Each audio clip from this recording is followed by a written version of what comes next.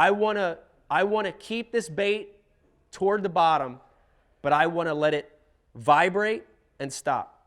Vibrate and stop. And that's exactly how this technique is. And if you could imagine what this thing is on the bottom, here's what it's doing. You know, I'm going to let this bait fall on a semi-slack line. It's wandering all the way down there to 20 foot. Boom, it finally hits the bottom. Here's that shell bed I'm going to creep up on right here. And as I drag and pull, it's going to vibrate up and get back down. Vibrate up a little bit and get back down. The whole time, that bait is vibrating and staying down toward the bottom. Not a giant crankbait where I'm having to work it down there and keep reeling it. I can ease it down there, and it stays in that zone.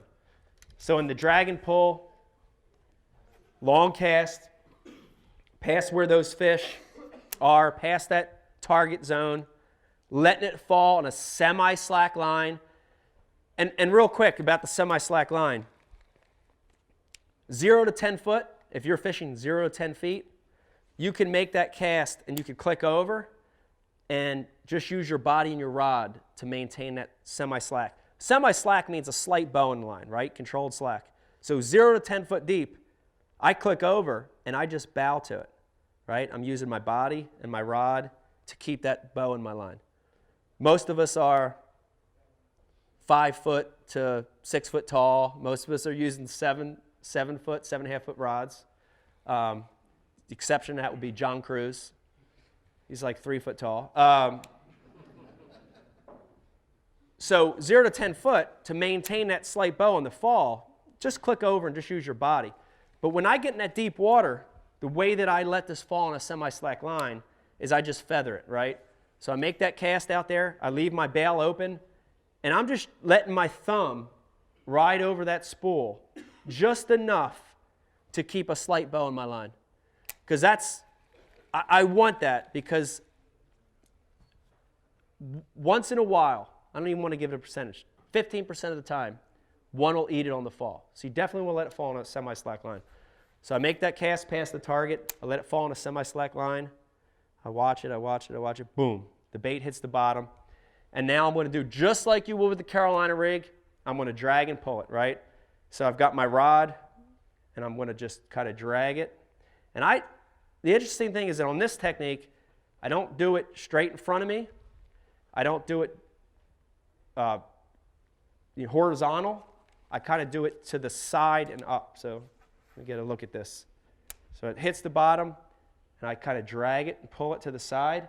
And then when I stop it, I want to let it hit the bottom again. So I'm following it back down. And I just want to, I'm visualizing in my mind, I'm seeing that bait on the bottom, vibrating, boom. Vibrating, boom. Contacting that cover, contacting that shell. And so it's just drag and pull. Drag. I'm going to follow my slack back down. Drag and pull. Follow my slack back down. Drag and pull. Follow my slack back down. And it's amazing how many bites you get on this as that bait falls back down again. So they see it, and then all of a sudden just comes off the bottom a little bit, and all of a sudden, just that time where it wanders back down, a lot of my bites come like that. Just like that big spoon, when that big spoon's falling again, Most of those bites come not on the pull, but as it's fluttering back down. Same thing with this one. And then, you did your pull. You did your pull, and all of a sudden you start following it back down. All of a sudden you see your line go twink. You see the line actually go twink, and then you go whack! You got your 4 or 5 pounder. And the information Bass University provides isn't your basic run-of-the-mill fishing video. This is specific information from A to Z to help you learn, get to the water, and become a better angler quickly.